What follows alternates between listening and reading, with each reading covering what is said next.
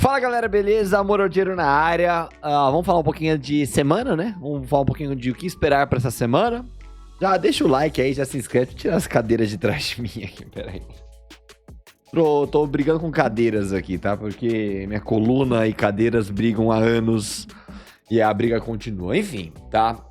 Só pra te avisar, a gente teve vídeo de Oi IRB e Casas Bahia hoje. Hoje sai mais um vídeo lá da playlist para iniciantes às 9 da noite.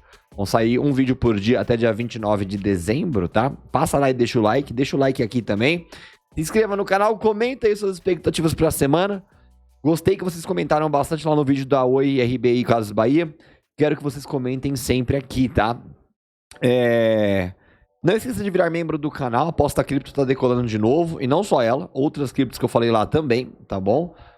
E acho que era isso que eu tinha pra falar, o botão seja membro tá aqui abaixo. Vamos lá, vamos falar um pouquinho de mercado, né? Porque a gente reduziu um pouco o prejuízo na sexta-feira, mas não foi o suficiente, a gente reduziu um pouco também a alta do dólar na sexta-feira, mas também não foi suficiente, tá? E como tá corrido o meu dia a dia, talvez a gente não tenha morning call amanhã, né? Ainda mais porque amanhã de manhã tem exame, então depende de que hora eu acordar. Resolvi fazer esse vídeo aqui pra vocês pra dar uma zapeada na semana e falar algumas expectativas aí com vocês, tá? Então, a semana econômica começa com uma série de indicadores importantes no Brasil e o mais importante deles ali no caso, né? Segunda-feira vai dar meio que um termômetro, uma régua do que o mercado sentiu, né? Óbvio, o Ibovespa e o dólar já fizeram isso, né? Mas a gente vai ver um pouquinho mais de projeção, tá bom? Então, a gente tá falando aqui de relatório Focus na segunda-feira. Então, a gente começa segunda-feira com o relatório Focus, que traz expectativas do mercado para inflação, crescimento econômico e taxa de juros, tá? E, obviamente, eles até falam aqui, né? O boletim será acompanhado mais de perto nessa segunda-feira, após a divulgação de pacote de medidas fiscais pelo governo Lula na semana passada. Ou seja, qual que é a expectativa aqui desse boletim? É uma piora nos números, principalmente IPCA e Selic, tá? Então, a gente espera uma piora do boletim amanhã, vamos ver o que aparece, tá? E essa semana também, né, promete ser, óbvio, isso aqui é minha opinião, tá? Mas promete ser aí uma semana de agito político. Provavelmente teremos bastante fala pra lá e pra cá de congresso, de presidente, de ministro da economia, né? Até do planejamento, Simone Tebet, enfim. Vamos ver como é que essa semana, de repente, corrige essa queda que a gente teve na semana passada, tá? Porque as boas línguas dizem que o dólar tá exagerado. Ou seja, se o dólar tá exagerado, queda do Ibovespa também está, tá bom? Então, expectativa, de repente, de uma correção, tá? Enfim, lembrando, né? Lá no Congresso, tá? Acho que a PEC só será falada sobre no ano que vem. Então, a expectativa de votação para esse ano já foi, né? Lembrando que estamos no dia 1/12 de 2024, ou seja, entramos no último mês. Não temos rally de fim de ano, infelizmente, tá bom? Sinto muito, galera. Sinto muito, tá? E o que nos resta é aguardar. Então, temos aqui que no mesmo dia será divulgado o índice PMI da indústria de transformação pelo S&P Global, que é um termômetro da atividade industrial no país. Dane-se, né? Não é um indicador tão importante quanto o relatório Focus e expectativas geradas pelo mesmo, né? Terça-feira, 3 de dezembro, o destaque será o PIB do terceiro trimestre, anunciado às 9 da manhã, tá? Galera, PIB... Putz, dane-se também, tá? Eles vão falar que é um dos mais aguardados, pois oferece uma visão clara sobre o desempenho econômico do Brasil nos últimos meses. Mas sabe o que não está claro? Política fiscal, né? E aí inflação e juros, loucura insana, maluca, sinto muito, tá? Então o PIB pode mandar pra PQP, que não vai mudar muita coisa na nossa vida, tá? É muito fácil se esconder atrás do PIB e falar que tá tudo bem quando não está, tá bom? Eles esperam que avance de 0,9% em comparação ao segundo trimestre e de 4,1% versus o terceiro tri de 2023. Revisamos recentemente nossa projeção para o PIB de 2024, de 3,1 para 3,4, comenta o time de economia da XP na publicação semanal Economia em Destaque. A quarta-feira, 4 de dezembro, traz a pesquisa industrial mensal do IBGE, seguida pelo índice PMI composto do S&P Global. Esses indicadores são cruciais para entender a saúde do setor industrial brasileiro e sua contribuição para o PIB.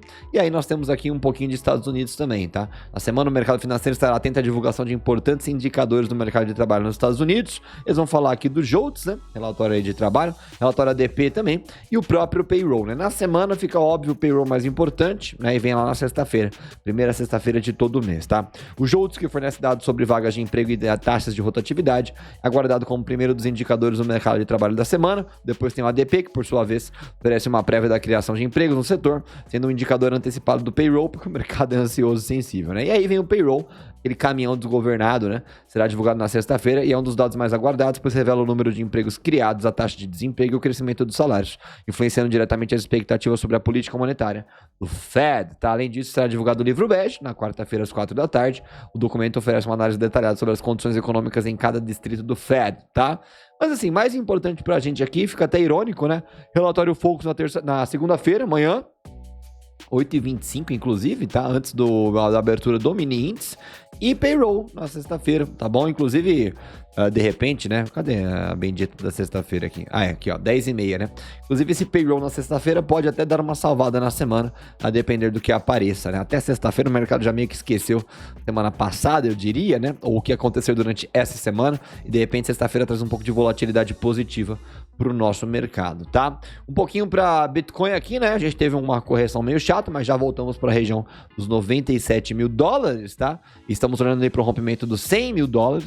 E aí, galera, o que nos resta, né? É torcer por um petróleo aqui para quem tá obviamente, né? Posicionado em ativos de petróleo, né?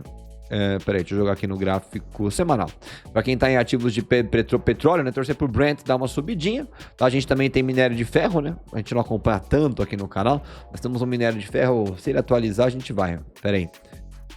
Região dos 104,20 para de repente dar um up na Vale, tá?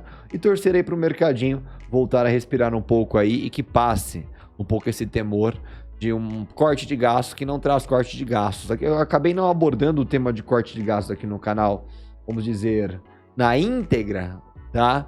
Com detalhes, trazendo aquele conteúdo um pouco mais mastigado, mas resumidamente o corte de gastos proposto pelo governo executivo, né, ministro da economia e tudo, né, não faz nada, né, inclusive a estimativa de 70 bilhões já está sendo quebrada por algumas casas de análise e bancos aí, falando que vai ser por volta de 40, 50, entre esse range aí, né. O que nós temos é a PEC lá que foi protocolada pelo Kim Kataguiri e mais 2 deputados lá, que parece que é uma PEC robustíssima ali, que talvez traga uma economia aí de 1 trilhão em 3 anos e 3 trilhões em 10 anos, né?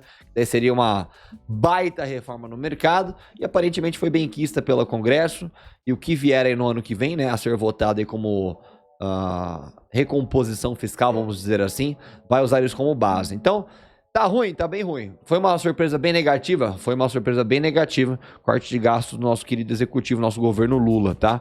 Mas tem coisa boa aí no meio, aparecendo, e pode ser que dê uma salvada nesse mercadinho, pode ser que a gente realmente enxergue um fundo duplo aqui no semanal para uma socada de alta aqui no nosso Ibovespa mais para frente. Por enquanto ficou feio, né?